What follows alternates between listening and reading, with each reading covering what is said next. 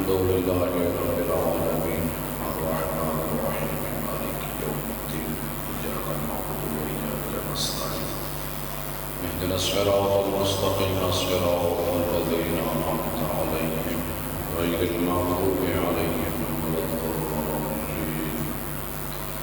بسم الله الرحمن الرحيم بسم الله الرحمن الرحيم قل هو الله أحد الله الصمد لم يلد ولم يولد ولم يكن له كفوا أحد. بسم الله الرحمن الرحيم قل هو الله أحد الله الصمد لم يلد ولم يولد ولم يكن له كفوا أحد. بسم الله الرحمن الرحيم قل هو الله أحد الله الصمد لم يلد ولم يولد ولم يكن له كفوا أحد. اللهم اغفر للمؤمنين والمؤمنات والمسلمين والمسلمات والأحياء منهم والأموات. اللهم تابع بيننا وبينهم بالخيرات إنك مجيب الدعوات إنك على كل شيء قدير. بلندر صدر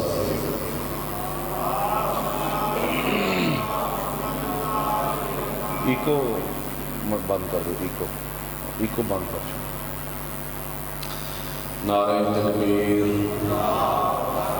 نعرہ تکبیر نعرہ رسالت نعرہ رسالت نعرہ حیدری نعرہ حیدری حسینیت حسینیت یزیدیت یزیدیت. بلند آواز کے ساتھ صلوات.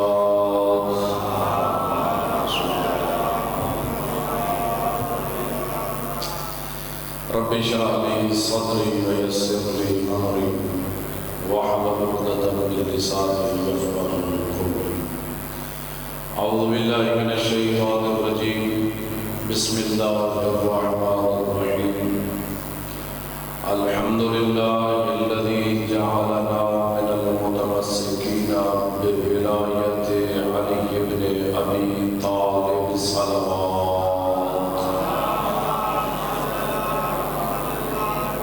الصلاة والسلام على النبي الأمي القرشي الأبطحي المكي المدني محبوب إله العالمين سيدنا ونبينا وحبيب قلوبنا وطبيب نفوسنا ومقتدانا أعني العبد المؤيد الرسول المصدد المصطفى الأمجد محبوب إله العالمين أبا القاسم محمد.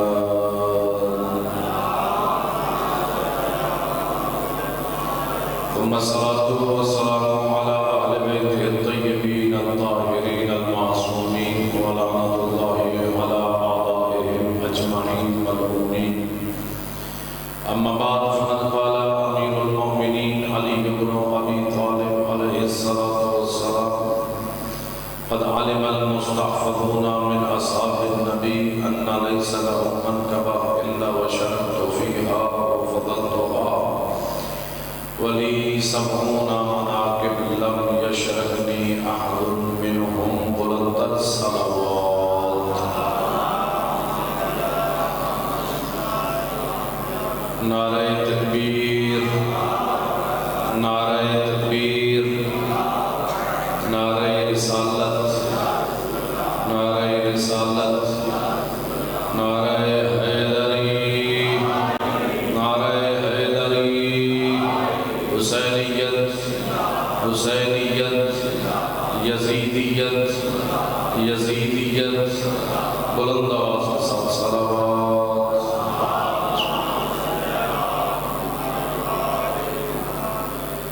دعا ہے پروردگار عالم ہمارا اس مقام پر اکٹھے ہونا اپنی بارگاہ میں عبادت شمار فرمائے. پروردگار عالم بانیان مجلس کی خرچہ خراجات اپنی بارگاہ میں قبول و منظور فرمائے. پروردگار عالم بانیان مجلس کے رزق میں وسعت عطا فرمائے. ان کے گھروں پر اپنی رحمتوں کا نزول فرمائے. ان کے گھروں سے ہر قسم کی پریشانیوں مصیبتوں تنگستیوں کو ختم فرمائے. پروردگار عالم حاضرین مجلس کی تمام حاجات شریعت کو اپنی بارگاہ میں قبول و منظور فرما. ہمارے وقت کے آقا مولا امام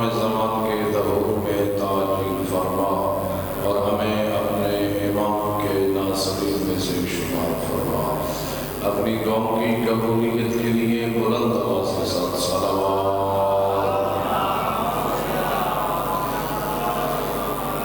میرے محترم سامعین، عزاداران مظلوم کربلا،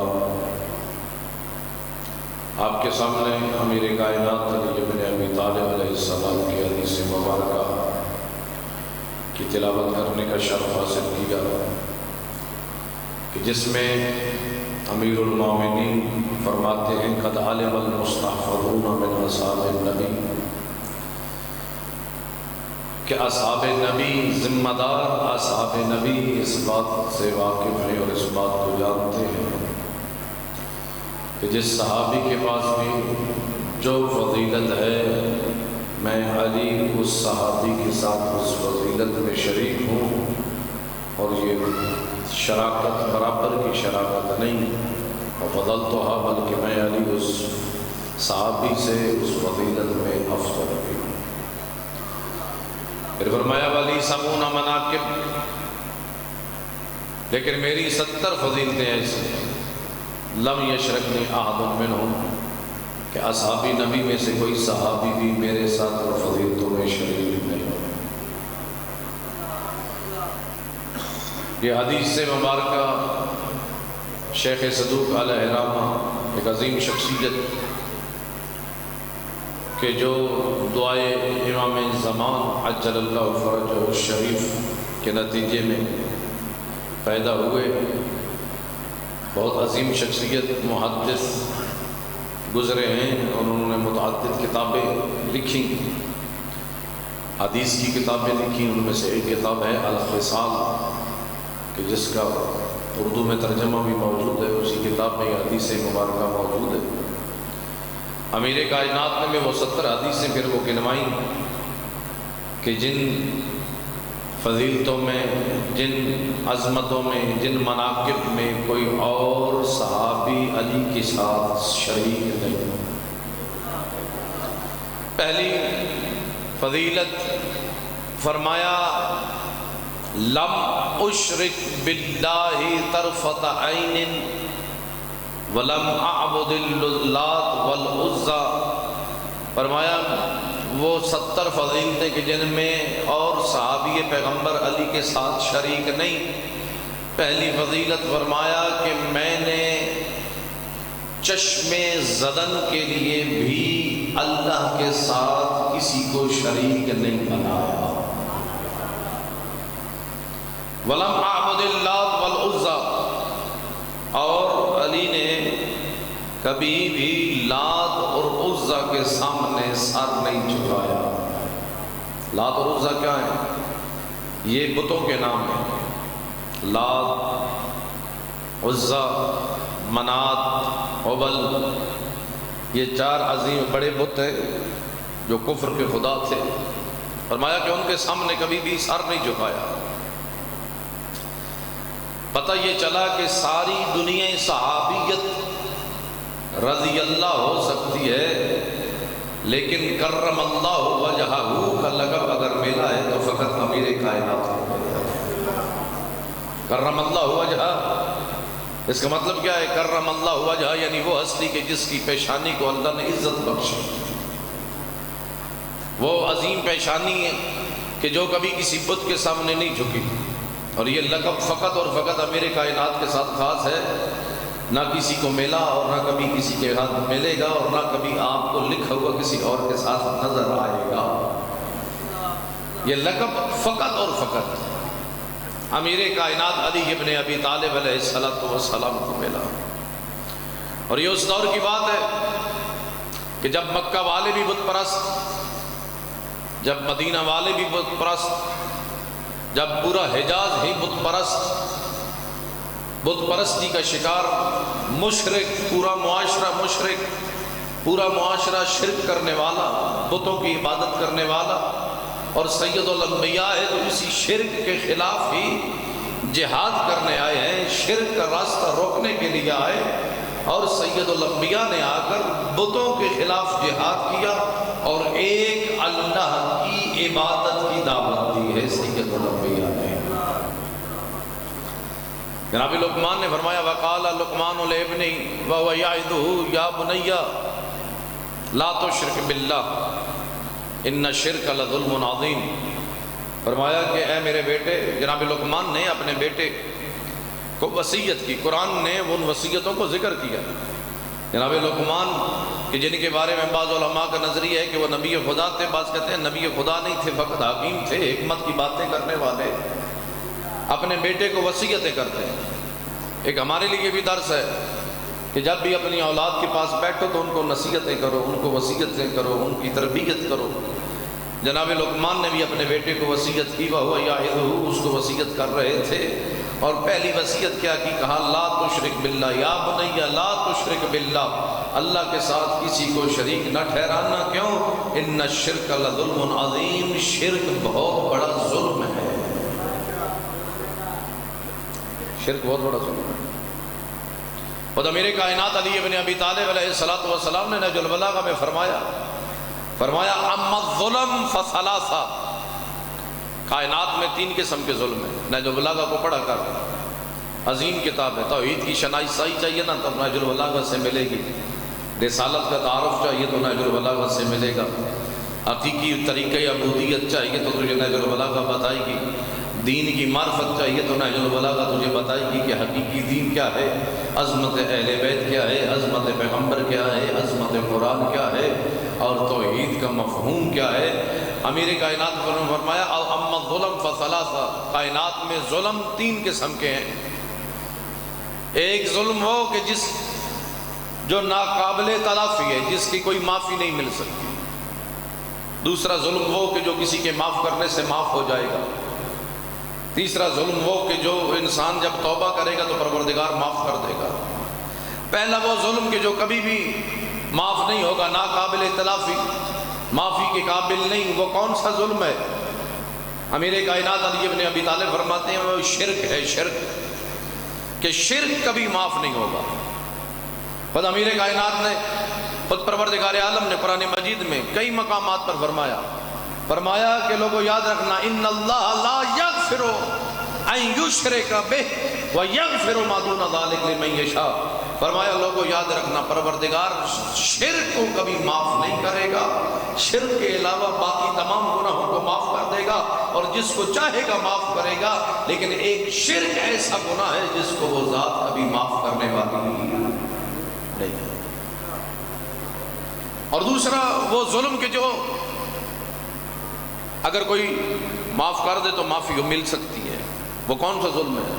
وہ ظلم ہے کہ دوسروں کے حقوق کو غصب کرنا، حقوق عباد کو غصب کرنا، کسی کے حق پر ڈاکہ ڈالنا، کسی کی چوری کرنا، کسی کی احانت کرنا، کسی مومن کے حق کو غصب کر لینا، یہ بھی بہت بڑا ظلم ہے، اور یہ اسی وقت ہی معافی مل سکتی ہے۔ حقوق العباد کی معافی اس وقت ہی مل سکتی ہے جب وہ بندہ معاف کرے کہ جس کا حق غصب کیا۔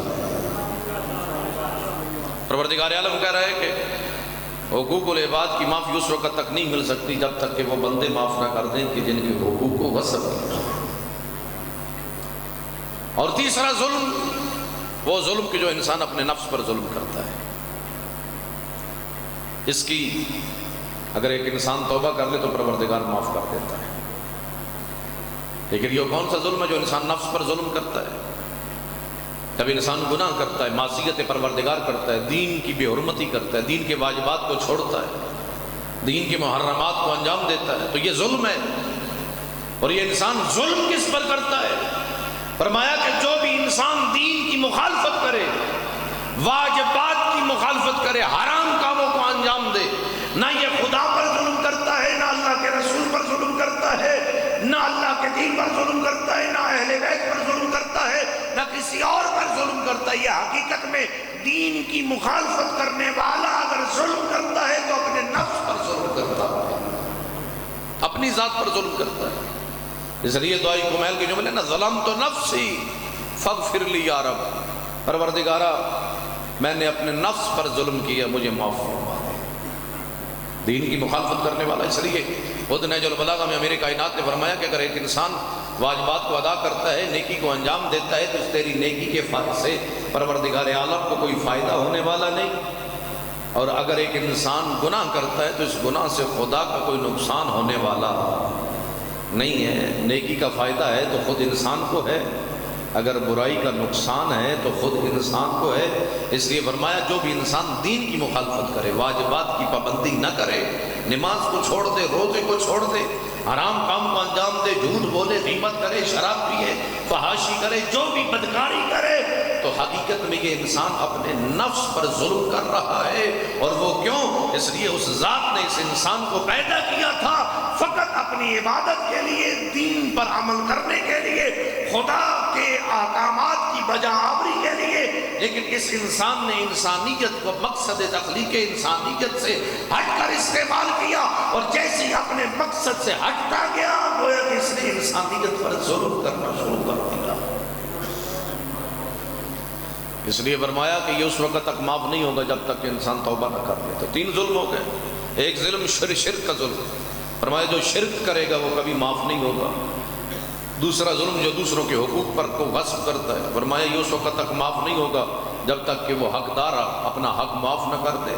اور تیسرا ظلم جو انسان خود دین کی مخالفت کرتا ہے، واجبات کی مخالفت کرتا ہے، دین الہی کے حقوق کو پامال کرتا ہے، حدود کو پامال کرتا ہے، دین الہی کی توہین کرتا ہے، فرمایا یہ اس وقت معاف ہو جائیں گے جب انسان توبہ کرتا ہے، اور جب سچے دل سے توبہ کرتا ہے۔ خود امام رضا علیہ السلام فرماتے ہیں التائب من الذنب کمن لا ذنب لہ، فرمایا جو اپنے گناہوں سے توبہ کر لے وہ ایسے ہی ہے جیسے اس کے نامہ اعمال میں کبھی کوئی گناہ تھا نہیں۔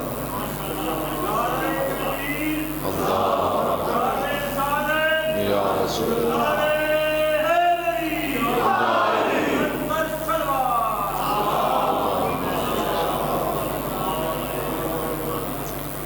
اس لیے فرمایا کہ لوگوں یاد رکھ لیں یہ بارگاہ ہے، یہ مجلس امام حسین حقیقت میں بارگاہ حسین ہے، اور توبہ کروانے کے لیے حقیقی جگہ ہی بارگاہ امام حسین ہے، جہاں ہر جیسوں کی توبہ قبول ہو جائے تو ہم جیسے بھی گناہ گار اس مقام پر آ جائیں تو حقیقت میں اپنے گناہوں سے توبہ کرتے ہیں۔ یہ وہ مقام ہے جہاں توبہ ہوتی ہے، اور پھر یہی وہ مقام ہے جہاں ایک گناہ گار کی توبہ قبول ہوتی ہے۔ پروردگار صدقے حسین میں اس توبہ کو قبول کرتا ہے۔ فرمایا اے نوجوان، میرے سامنے نوجوان تشریف فرمائے، فرمایا ما من شیء احب الی اللہ من شاب تائب، پروردگار عالم کو سب سے زیادہ پسند ایک نوجوان کی توبہ ہے۔ ایک جوان انسان اگر توبہ کرے نا وہ پروردگار عالم کو پسند ہے۔ ایک وہ انسان جو اپنی زندگی گزار چکا، سالہ سال اپنی زندگی کو گزار چکا ہے، اب بڑھاپے میں ہے، اب قبر کے قریب ہے، اپنی موت کے قریب ہے، اپنی طاقتوں کو ضائع کر چکا ہے، اپنی زندگی کو گزار چکا ہے، جوانی کو گزار چکا ہے، اب اپنے سامنے موت نظر آ رہی ہے، وہ توبہ کر لے تو پروردگار قبول تو کرتا ہے، لیکن اس بندے سے بھی زیادہ پروردگار اس جوان کی توبہ کو پسند کرتا ہے کہ جس کی زندگی ابھی باقی ہے، جس کے پاس ابھی طاقت ہے، اپنی خواہشات کو پورا کر سکتا ہے، لیکن اس کے باوجود اپنے گناہوں پر نادم ہو کر بارگاہ خدا پر آ کر پہنچ جاتا ہے اور سجدہ ریز ہو جاتا ہے اور کہتے پروردگارہ میرے گناہوں کو معاف کر دے۔ فرمایا معصوم فرماتے پروردگار عالم کو اس نوجوان کی توبہ بڑی پسند ہے، لیکن سچے دل سے توبہ کر لے۔ اللہ اکبر۔ بس عزادارو، تو امیر کائنات وہ ہے کہ فرمایا کہ لم اشرک، میں نے کبھی بھی پروردگار کے ساتھ کسی کو شریک نہیں ٹھہرایا، چشم زدن کے لیے بھی کسی کے ساتھ خدا کے ساتھ شریک نہیں ٹھہرایا، اور لات اور عزا کے سامنے کبھی سر نہیں جھکایا۔ میں کہتا ہوں کہ یہ وہ معاشرہ تھا، مکہ کا وہ معاشرہ جو بت پرست، مکہ کے لوگ بت پرست، مدینہ کے لوگ بت پرست، پورا حجاز بت پرست، اور یہ پورے معاشرے میں کہ جہاں ہر طرف بت پرستی تھی، جہاں لوگ بت فروش بھی تھے، جہاں بت تراش بھی تھے، بت پرست بھی تھے، اس پورے بت پرستی کے ماحول میں اگر کوئی بت شکن بن کے نکلا ہے تو فقط علی کے بنے ابی طالب۔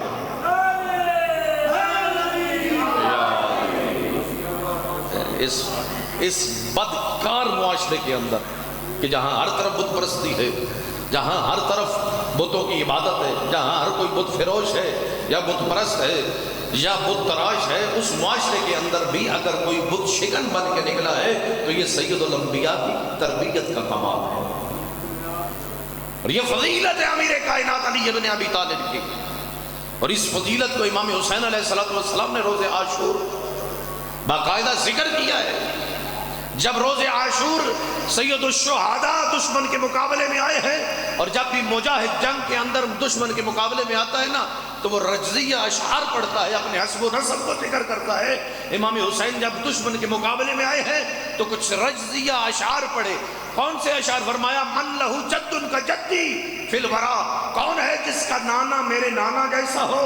وَقَشْعَوْ كَالشَّيْخِ فَأَنَا ابن القمرین، کس کا ہے دادا جس کا دادا میرے دادا جیسا ہو؟ فرمایا فاطمۃ الزہراء امی و ابی قاسم الکفر ببدر و حنین، فرمایا لوگوں یاد رکھنا میں حسین ہوں، میری ماں کا نام فاطمۃ الزہراء ہے، اور میں اس کا بیٹا ہوں جس نے بدر و حنین کے میدانوں میں کفر کی کمر کو توڑ کے رکھ دیا ہے۔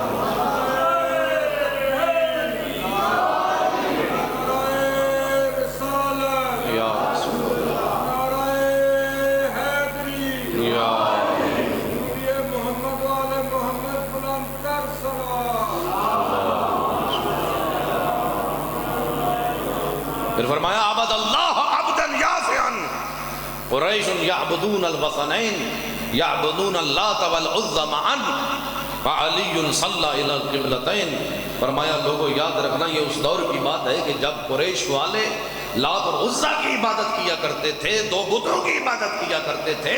میں اس علی کا بیٹا ہوں کہ جس نے ہمیشہ اس وحدہ لا شریک کے سامنے سر جھکایا ہے، جس نے فقط ایک خدا کے سامنے سر جھکا ہے۔ میں اس علی کا بیٹا ہوں صلی اللہ علیہ وسلم جس نے دو قبلوں کی طرف رخ کر کے ایک نماز کو ادا کیا ہے۔ اللہ اکبر۔ فرمایا کہ لوگوں یاد رکھنا میں اس علی کا بیٹا ہوں۔ تو یہ فضیلت ہے میرے مولا کی۔ علی جہاں کسی کو خدا کے ساتھ کسی کو شریک نہیں ٹھہرایا، کسی کے ساتھ خدا کو شریک نہیں بنایا اور لات و عزیٰ کی عبادت نہیں کی ہے، وہیں علی بت شکن بھی ہیں، بتوں کو توڑنے والے بھی ہیں۔ پوری طول تاریخ انسانیت میں دیکھ لیں، بت شکن ہے، یا حضرت ابراہیم خلیل اللہ ہے، یا ان کے بعد امیر کائنات علی ابن ابی طالب ہیں کہ جنہوں نے بت شکنی کی ہے۔ بت شکنی آسان نہیں ہے، ہر بندہ بت توڑنے کی طاقت نہیں رکھتا، بت توڑنا اتنا آسان نہیں۔ جب فتح مکہ ہوئے نا، بہت خوبصورت روایت ہے، فتح مکہ کے بعد جوک در جوک لوگ اسلام قبول کرنے کے لیے آئے۔ جب لوگوں کو پتہ چلا نا کہ اسلام طاقتور ہو گیا ہے، پھر کفار مکہ اسلام قبول کرنے کے لیے آئے۔ فرمایا وَرَأَيْتَ النَّاسَ يَدْخُلُونَ فِي دِينِ اللَّهِ أَفْوَاجًا، آپ نے تو دیکھا ہوگا کہ لوگ فوج در فوج، دو جوک در جوک، گروہوں کی شکل میں اسلام کے اندر داخل ہونا شروع ہوئے۔ ایک قبیلہ آیا سید الانبیاء کی خدمت میں اور آ کر عرض کرتا ہے فتح مکہ کے بعد، کہا کہ یا رسول اللہ ہم بھی اسلام قبول کرنا چاہتے ہیں، لیکن مشروط ہے، 3 شرطیں ہماری، ان 3 شرطوں کے ساتھ اسلام کو قبول کریں گے۔ سید الانبیاء نے فرمایا بتاؤ کون سی شرطیں؟ فرمایا کہ پہلی شرط یہ ہے کہ ہم 1 سال تک، یعنی کلمہ پڑھنے کے بعد بھی 1 سال تک بتوں کی عبادت کریں گے۔ عادی ہو چکے تھے نا، تو کہا اتنی آسانی سے بتوں کی عبادت چھوٹتی نہیں ہے، تو ہمیں آپ اجازت دیں گے کہ 1 سال تک ہم بتوں کی عبادت کرتے رہیں۔ دوسری شرط فرمایا، دوسری شرط یہ ہے ہماری کہ آپ یہ نماز کا ہمیں نہیں کہیں گے، یہ رکوع و سجود والا کام ہم سے نہیں ہوتا، آپ نماز کا حکم ہمیں نہیں دیں گے۔ اور تیسری شرط یہ ہے کہ اب ہمیں نہیں کہیں گے کہ ان بتوں کو ہم توڑیں گے، بتوں کو توڑنے کا حکم ہمیں نہیں دیں گے، ہم اپنے بت توڑیں گے نہیں۔ اس وقت دیکھنا اگر کوئی دنیا دار ہوتا نا، کوئی سیاستدان ہوتا، کوئی دنیا کا قائد و رہبر ہوتا، تو وہ کہہ دیتا بھئی ٹھیک ہے، فقط مسلط انگیزی سے کام لیتے ہوئے ہماری پارٹی میں اضافہ ہو رہا ہے، لوگ ہمارے پاس آ رہے ہیں تو ان کی شرطیں قبول کر لیتے ہیں، تو کوئی بات نہیں ہے۔ ہماری پارٹیوں میں سیاستدان کرتے ہیں نا، شرطیں قبول کر لیتے ہیں، کوئی پارٹی میں آ رہا ہے تو شرطیں اس کو وزارت بھی دے دینی، بغیر میرٹ دیکھے ہوئے اس کو مشیر بھی بنا دینا، وزیر بنا دینا۔ یہ کوئی دنیا کے سیاستدان نہیں تھے، یہ وہ تھے کہ جن کو راہبر پروردگار نے بنا کے بھیجا تھا۔ شرطوں پر پھر کمپرومائز نہیں کیا، کہا کہ ان شرطوں پر میں کمپرومائز نہیں کروں گا۔ جہاں تک پہلی شرط کا تعلق ہے کہ تم کہتے ہو کہ کلمہ پڑھ بھی لو گے اور 1 سال تک عبادت بھی کرتے رہو گے، کہا میں نے اسلام کا پیغام تجھ تک پہنچا دیا، توحید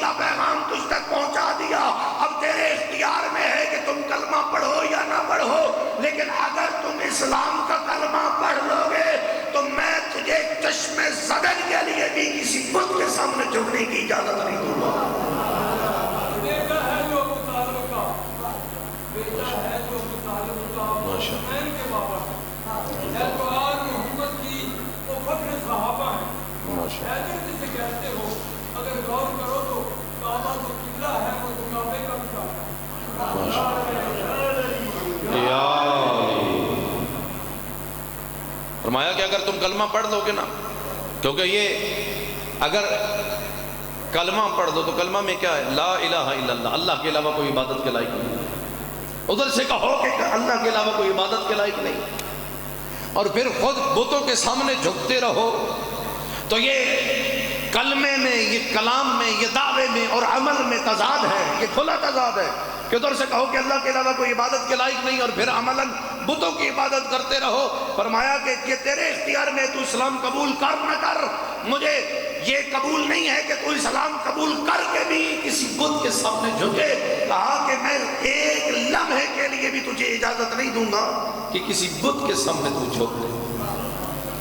اور پھر کہا کہ جہاں تک دوسری شرط ہے نا کہ تجھے نماز کا نہیں کہنا، فرمایا لوگوں سن لو، لا خیر فی دین لیس فیہ صلاۃ، فرمایا اس دین میں کوئی بھلائی ہی نہیں ہے جس دین میں نماز نہ ہو، اس دین میں بھلائی نہیں ہے، اور جس دین میں نماز نہ ہو، اور مجھے بتاؤ جس دین میں نماز نہ ہو، اس سید الانبیاء کی نگاہ میں اس دین میں بھلائی کوئی نہیں۔ تو جب اس دین میں بھلائی کوئی نہیں ہے تو جس بندے کی زندگی میں نماز نہ ہو اس میں بھلائی کیسی ہے؟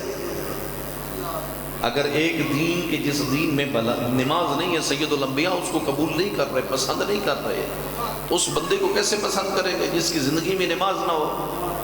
ایسا ہے یا نہیں ہے؟ پسند کریں گے یا نہیں؟ چپ کر گئے ہو، کبھی پسند نہیں کریں گے۔ فرمایا لوگوں یاد رکھنا، الصلاۃ معراج المؤمن، نماز مومن کی معراج ہے۔ فرمایا کہ لکل شیء وجہ ووجہ دینکم الصلاۃ، فرمایا ہر شے کا ایک چہرہ ہے، اور تیرے دین کا چہرہ تیری نماز ہے۔ اگر تو بے نمازی ہوگا تو پھر تو اپنے دین کا کون سا چہرہ پیش کرے گا؟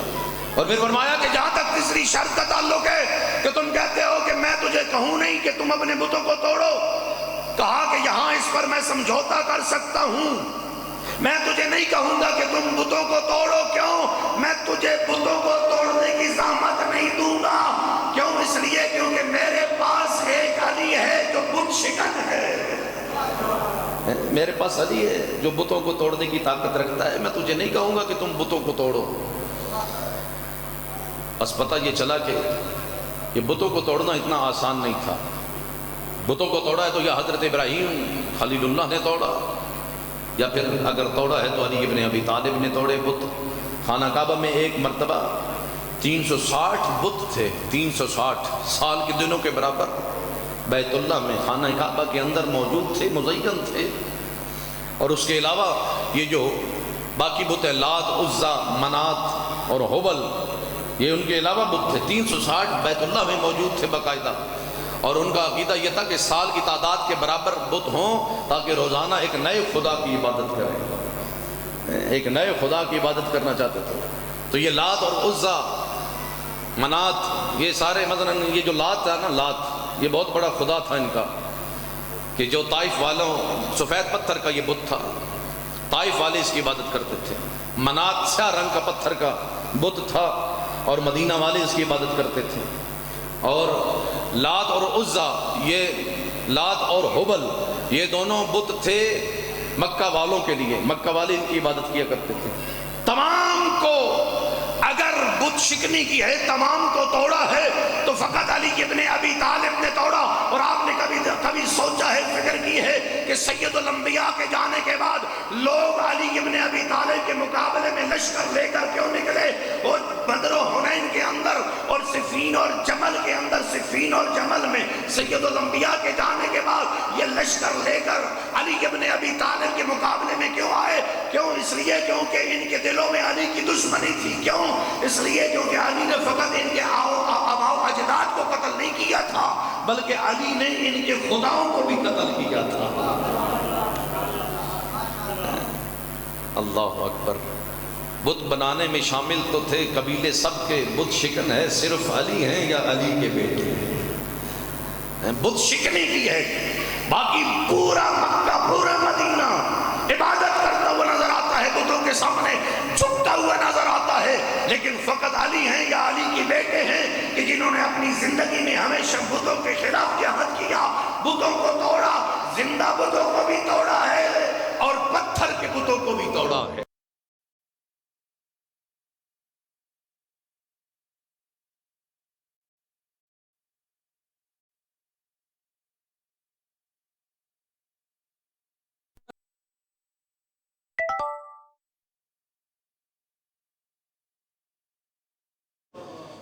مشرکین مکہ، توجہ میری طرف رہے، بس چند لمحے اور آپ کی زحمت تمام کرو۔ مشرکین مکہ کے بتوں میں سے ایک بت تھا ہبل، جس کو ابو سفیان احد کی جنگ میں لے آیا، میدان احد میں، جنگ احد میں اونٹ پر رسیوں کے ساتھ باندھ کے لے آیا، اور ان کا عقیدہ یہ تھا کہ یہ ہمارے خدا ہیں، ہمارے ساتھ آتے ہیں نا تو یہ ہماری مدد کرتے ہیں، لیکن خدا کو لے آتے تھے رسیوں کے ساتھ باندھ کے۔ ابو جہل لے کے آیا جنگ بدر میں عزا کو رسیوں کے ساتھ باندھ کے، تاکہ یہ ہماری مدد کرے۔ علامہ ذیشان حیدر جوادی نے بڑا خوبصورت جملہ لکھا، کہا کہ کفر کے خداؤں کے اندر 3 خامیاں تھیں، 3 نقص تھے، کفر کے خداؤں میں 3 نقص تھے۔ پہلا نقص یہ کہ ان کو بنائیں تو یہ بنیں گے، ان کو بٹھائیں تو یہ بیٹھیں گے، ان کو کوئی ماننے والا ہو تب ان کی خدائی چلے، کوئی بنانے والا نہ ہو تو یہ بنتے نہیں، کوئی بٹھانے والا نہ ہو تو کوئی یہ بیٹھتے نہیں، کوئی ماننے والا نہ ہو تو ان کی خدائی نہیں چلتی۔ یہ تو ہے کفر کے خداؤں کی حالت، لیکن ہمارا خدا وہ ہے قل هو اللہ احد اللہ الصمد، کہہ دو وہ اللہ ایک ہے اور بے نیاز ہے، وہ کسی کے ماننے کا محتاج نہیں، کوئی مانے تب بھی رب، کوئی نہ مانے تب بھی رب، کسی اللہ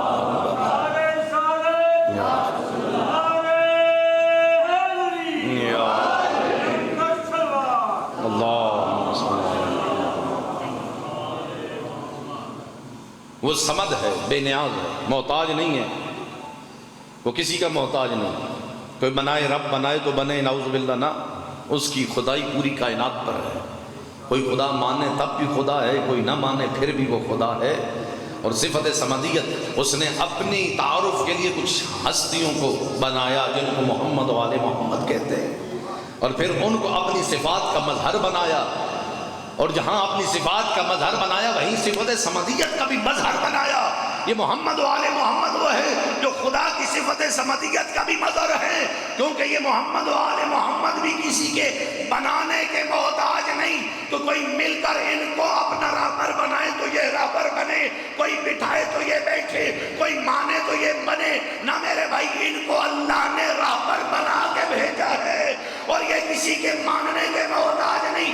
اس لیے جب امیر کائنات کو ظاہری خلافت ملی ہے نا، اس وقت علی ابن ابی طالب منبر رسول پر اس مقام پر جا بیٹھے جہاں سید الانبیاء بیٹھا کرتے تھے نا۔ ایک مرتبہ ساسا بن سبحان اٹھا، کہا کہ اے علی ما زنت الخلافہ بل زینت الخلافہ، اے علی آپ نے مسند خلافت پر آ کر خلافت نے آپ کو زینت نہیں بخشی، بلکہ آپ نے آ کر خلافت کو مزین کر دیا ہے۔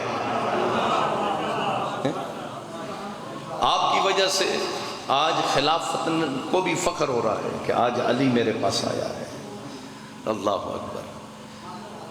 تو یہ حبل لے کے آیا نا، جب عزا لے کے آیا ابو جہل بدر کے میدان میں، پہلا کا اسلام کا پہلا معرکہ، حق و باطل کا معرکہ، بدر کا میدان۔ بدر کے میدان میں ابو جہل عزا کو رسیوں کے ساتھ باندھ کے لے آیا اور صدا لگاتا تھا، لوگوں یاد رکھنا، نحنو نحمل العزا ولا عزا لکم، لوگوں ہمارے پاس عزا ہے، تمہارے پاس عزا نہیں۔ یعنی ہمارے پاس یہ خدا ہے جو ہماری مدد کرتا ہے، تمہارے پاس خدا۔ یہ ایک نفسیاتی جنگ تھی، نفسیاتی طور پر ان کو ہرانا چاہتا تھا. کیوں؟ کیونکہ سامنے مسلمانوں کی تعداد اکثریت ان کی تھی کہ جو ہمیشہ عزا کے سامنے عبادت کرتے رہے تھے. اب وہ مسلمان ہوئے لیکن ایک نفسیاتی طور پر ان کو ہرانے کی کوشش یہ تھی. لے کے آئے, اونٹوں پر باندھ کے لے کے آئے تاکہ یہ نئے نئے مسلمان جب عزا کو دیکھیں گے تو شاید جھک جائیں یا ان کے دلوں میں آ کر نرمی پیدا ہو جائے اور یہ جنگ نہ کر سکے. اور ساتھ یہ نعرہ لگاتا تھا ابو جہل کہ نحن نحمل العزا ولا عزا لکم, ہمارے پاس عزا ہے تمہارے پاس عزا نہیں ہے. یہ مسلمان اٹھے, کچھ گروہ اٹھ کر گئے ہیں نا سید الانبیاء کی خدمت میں اور آ کر عرض کیا کہ یا رسول اللہ, یہ کفار مکہ یہ نعرہ لگا رہے ہیں لیکن ہماری طرف سے کوئی نعرہ کا جواب دینے والا کوئی نہیں ہے. تو جیسے یہ سنا نا سید الانبیاء نے, اس وقت امیر کائنات کو بلوایا اور کہا کہ اے علی جاؤ ابو جہل کے نعروں کا جواب دو. کوئی نہ نعرہ سکھایا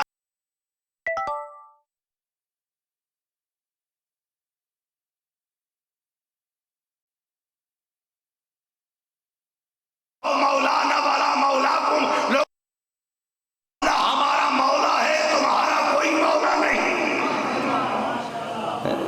پتہ یہ چلا کہ جس مولا نہیں ہوتا وہ کافر ہو جاتا ہے. اس لیے کفر کا پہلا مارکا حق و باطل کا مارکا کہ جس میں علی ابن ابی طالب نے صدا لگائی, کہا کہ لوگوں یاد رکھنا اللہ مولانا, اللہ ہمارا مولا ہے. یعنی اللہ کو مولا کہا حق و باطل کے پہلے مارکے میں علی ابن ابی طالب نے اللہ کو مولا کہا. اور احسان حل جزاء الاحسان الا الاحسان فرمایا ہے علی تو نے مجھے پہلے حق باطل میں مولا کہا. اس وقت جب جواب میں پروردگار نے احسان کرتے ہوئے میدان غدیر میں اللہ کے حکم سے سید الانبیاء نے دست علی کو بلند کر کے علی ابن ابی طالب کو مسلمانوں کا مولا بنا دیا.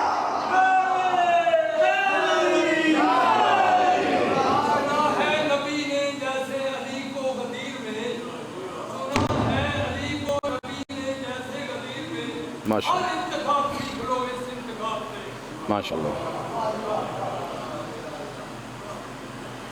بتوں کو توڑا, بیت اللہ کے بتوں کو توڑا نا.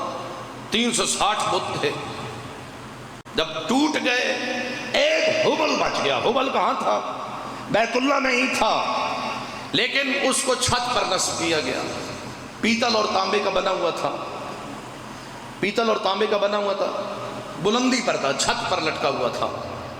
تو اس وقت جب 360 بت توڑ دیے نا, اس وقت سید الانبیاء سے کہا امیر کائنات نے کہ یا رسول اللہ یہ ہبل بچ گیا ہے جو بلندی پر ہے, ہاتھ نہیں پہنچتا. تو اس وقت سید الانبیاء نے فرمایا اے علی دیکھتے کیا ہو, آؤ میرے دوش پر سوار ہو جاؤ. تو اس وقت علی ابن ابی طالب مہر رسالت پر سوار ہوئے, ہاتھوں میں تلوار اٹھائی اور پھر جب ہبل پر وار کیا, وہ تانبے کا بت تھا لیکن جب وار کیا تو ایسے ٹوٹا جیسے شیشہ ٹوٹتا ہے. اور جب ٹوٹا ہے نا, اس وقت سید الانبیاء نے فرمایا اے علی تجھے بھی مبارک ہو مجھے بھی مبارک ہو. کہا یا رسول اللہ کیوں؟ کہا اے علی تجھے مبارک اس لیے ہو کیونکہ تو حق کے کام میں مصروف ہے, اور مجھے مبارک اس لیے ہو کیونکہ میں نے حق کو اپنے کاندھوں پر اٹھایا ہوا ہے. اللہ اکبر. ایک شخص آیا, ایک دراز قد کا صحابی رسول, دراز قد کا آیا اور آ کر عرض کرتا ہے سید الانبیاء سے یا رسول اللہ 360 بت تو توڑ دیا علی نے اور ہبل کو توڑنے کی سعادت مجھے دی تھی, ہبل میں توڑوں. تو اس وقت سید الانبیاء نے فرمایا من عبد الوثنین لا یقدر علی قلعہ, فرمایا کہ جو بتوں کو پوجتا رہا ہو اس کے اندر طاقت نہیں کہ وہ بتوں کو توڑ سکے. بتوں کی عبادت کرنے والا کبھی بت شکن نہیں ہو سکتا. اور پوری زندگی پھر ایسی ہی گزری جو توحید کا علم بردار بنے ہیں علی ابن ابی طالب. بتوں کو توڑا, اور علی نے بھی بتوں کو توڑا اور ان کے فرزند امام حسین نے بھی بتوں کو توڑا. علی نے مردہ بتوں کو توڑا اور حسین نے زندہ بتوں کو توڑا. پوری زندگی بلندر صلوات پڑھیے. بسم اللہ۔ بس شاہ صاحب پہنچ گئے، زیادہ طولانی نہیں کرنا۔ امام حسین نے بھی بتوں کے خلاف جہاد کیا اور فرمایا مثلی لا یبایع مثلہ، مجھ جیسا کبھی اس جیسے کے سامنے نہیں جھکے گا۔ یہی تو حسینیت ہے کہ انسان زندہ بتوں کی عبادت سے اپنے آپ کو، اپنا رخ موڑ کر ایک وحدہ لا شریک کے سامنے جھک جائے۔ یہی حسینیت ہے۔ اور امام حسین علیہ السلام نے اسی دین کی خاطر اپنا سب کچھ قربان کیا۔ بس عزادارو، امام کو بڑی فکر تھی کہ کون ہوگا جو ہمارے جنازوں کو دفن کرے گا۔ اجرکم اللہ۔ عزادارو، جب کربلا پہنچے نا، امام اپنی سواری پر سوار ہے، سواری ایک مقام پر رکی، جب رکی نا تو اس وقت سواریاں امام نے تبدیل کی، 7 سے 8 سواریاں امام نے تبدیل کی۔ کوئی سواری بھی آگے نہ بڑھی نا، ایک مرتبہ امام نے اس علاقے کے لوگوں کو بلوایا، پوچھا کہ لوگوں بتاؤ اس جگہ کا نام کیا ہے؟ کسی نے کہا کہ مولا اس کا نام غازریہ ہے، کسی نے کہا مولا اس کا نام نینوا ہے۔ ایک آواز گونجی، مولا ہاذہ کرب و بلا، مولا اس زمین کا نام کرب و بلا ہے۔ جیسی زمین کربلا کا نام سنا ہے نا امام نے، اس وقت امام نے اپنے جوانوں کو کہا کہ اپنی سواریوں کو یہیں روک دو، اپنے خیموں کو یہیں نصب کر دو۔ یہی وہ مقام ہے جہاں ہمارے خیمے نصب ہوں گے، یہی وہ مقام ہے جہاں ہمارے جوان گھوڑے کی زینوں سے زمین پہ آئیں گے، یہی وہ مقام ہے کہ جہاں ہمارے خونوں کو بہایا جائے گا۔ عزادارو، ایک مرتبہ بنی اسد کے قبیلے والوں کو بلوایا نا، 60,000 کی درہم کی زمین وہ خریدی اور پھر انہی کے حوالے کر دی اور کہا کہ اے بنی اسد کے لوگوں، یہ زمین تمہارے حوالے، لیکن ایک شرط یہ ہے کہ میری شہادت کے بعد دور دراز سے میرے زائرین میری زیارت کے لیے آئیں گے، 3 دن تک اپنے پاس ان کو رکھنا، ان کی خدمت کرنا، وہ میرے زائرین ہوں گے۔ عزادارو، پھر بنی اسد کے مردوں کو کہا کہ بنی اسد کے مردوں، 11 محرم کا دن ہوگا نا، لشکر یزید اپنے میتوں کو دفن کر کے چلے جائیں گے، ہمارے لاشیں بکھرے ہوئے ہوں گے، تو مانا ہمارے لاشوں کو دفن کر دینا۔ عزادارو، جب بنی اسد کے مرد چلے گئے نا، پھر بنی اسد کی خواتین کو بلایا، کہا کہ شاید تمہارے مرد حکومت وقت کے ڈر کی وجہ سے ہمارے لاشوں کو دفن نہ کریں، تو آنا پانی بھرنے کے بہانے آنا اور ہمارے لاشیں بکھرے ہوئے ہوں گے، ہمارے لاشوں کو دفن کر دینا۔ عزادارو، جب خواتین بھی چلی گئی نا، پھر اس وقت بنی اسد کے بچوں کو بلوایا اور کہا کہ شاید تمہارے ماں باپ حکومت وقت کے ڈر کی وجہ سے ہمارے لاشوں کو دفن نہ کریں، تم کھیلنے کے بہانے آنا اور اپنی چھوٹی چھوٹی جھولیوں میں ریت کو بھرنا، ہمارے لاشوں پر ڈال دینا، تمہارا کھیل ہو جائے گا، ہمارے لاشیں دفن ہو جائیں گے۔ اجرکم علی اللہ، اجرکم علی اللہ۔ عزادارو، بڑی فکر تھی، اور اسی وجہ سے جب 11 محرم کا دن طلوع ہوئے نا، ایک مرتبہ جناب زینب عالیہ نے کہا تھا، کہا کہ اے اماں فضہ، جاؤ نا ابن سعد کے پاس، ابن سعد سے کہو کہ اے ابن سعد، تم نے تو اپنے لاشوں کو دفن کر دیا ہے، ہمیں بھی اجازت دو، ہم بھی اپنے لاشوں کو دفن کر دے۔ عزادارو، جناب فضہ گئی ہے نا، اس وقت پسر سعد نے کہا تھا، فضہ جاؤ اپنی آقا زادی کو پیغام دو کہ لاشیں تو مسلمانوں کے دفن کیے جاتے ہیں۔ اجرکم علی اللہ۔ عزادارو، اسی وجہ سے جب 11 محرم کا دن تھا نا، ایک مرتبہ جب قیدی بنا کے لے چلے ہیں نا، اس وقت امام سجاد کے جب بازو پس گردن بدے ہوئے ہیں، عزادارو، جب قیدی بنا کے لے چلے ہیں نا، اس مقام سے گزرے، گنج شہداء سے گزرے ہیں، امام کی حالت غیر ہوئی، اب رنگ، چہرے کا رنگ تبدیل ہونا شروع ہوا، زردی کا رنگ تبدیل ہونا شروع ہوا نا، اس وقت جناب زینب عالیہ نے کہا تھا، یا بقیت آخی و ابی و جدی، اے میرے بھائی کی نشانی، اے میرے بابا علی کی نشانی، اے میرے نانا رسول کی نشانی، تجھے کیا ہو گیا؟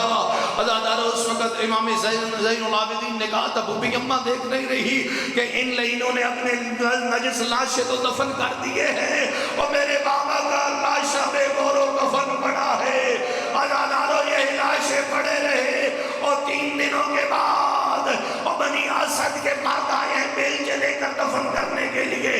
عزادارو، جیسے ہی پہنچے نا میدان کربلا میں گنج شہداء میں پہنچے، ایک مرتبہ بڑی سی قبر کھودی، اچانک کیا دیکھا؟ کوفہ کی طرف سے ایک دھول اڑی ہے، ایک غبار اڑا ہے، کیا دیکھا؟ ایک گھوڑا سوار آیا، وہ کون تھا؟ وہ امام سجاد تھے۔ عزادارو جیسے ہی پہنچے، اب امام سجاد نے ان کو روکا، کہے کوفہ والو رک جاؤ، آؤ میں تجھے بتاتا ہوں کون سا لاشا کس کا لاشا ہے۔ عزادارو لاشوں کے تو سر موجود نہیں تھے، اب پتہ نہیں چل رہا تھا کون سا لاشا کس کا لاشا ہے۔ عزادارو لاشیں دفن ہوتے گئے، ایک مرتبہ بنی اسد والوں نے پوچھا مولا یہ کس کا لاشا ہے؟ اس وقت امام سجاد نے کہا تھا بنی اسد والوں دیکھ نہیں رہے، اور اس کے سینے میں برچھی کا پھل ہے، اور یہ میرے بھائی علی اکبر کا لاشا۔ عزادارو پھر پوچھا مولا یہ بتائیے یہ کس کا لاشا ہے؟ ایک مرتبہ امام سجاد نے کہا ہے بنی اسد والوں کیا دیکھ نہیں رہے اس کا لاشا گھوڑوں کے سنگوں تلے پامال ہو گیا۔ اجرکم اللہ۔ عزادارو کہا یہ میرے قاسم کا لاشا۔ عزادارو لاشیں دفن ہوتے گئے، اور ایک مرتبہ امام سجاد نے کہا وہ بنی اسد والوں ایک چٹائی لے کے آؤ، وہ چٹائی لے کے آئے ہیں بنی اسد والے، اور ان کو کہا تم پیچھے چلے جاؤ۔ عزادارو ایک چٹائی کو رکھا، اور تھوڑے چھوٹے چھوٹے لاش کے ٹکڑے اٹھا کر اور اس چٹائی پر ڈال کر ایک قبر میں رکھ دیا۔ اور یہ کس کا لاشا؟ کہا یہ میرے بابا مظلوم حسین کا لاشا۔ عزادارو اس لیے آیت اللہ بشیر نجفی فرمایا کرتے تھے، ہم طالب علموں کو کہا کرتے تھے کہ جب بھی کربلا جاؤ نا حسین کی زیارت کے لیے پہنچو، وہ قبر حسین پر پہنچو تو اس وقت زری سونے کی زری کو دیکھ کر غافل نہ ہو جانا۔ عزادارو کہا کرتے تھے یا یہ یاد رکھا کرو کہ سونے کی زری کے نیچے ایک مٹی کی قبر ہے، اور اس مٹی کی قبر میں ایک پرانی سی چٹائی ہے، اس چٹائی پر کچھ لاش کے ٹکڑے پڑے ہیں۔ الا لعنت اللہ علی القوم الظالمین وسیعلم اللہ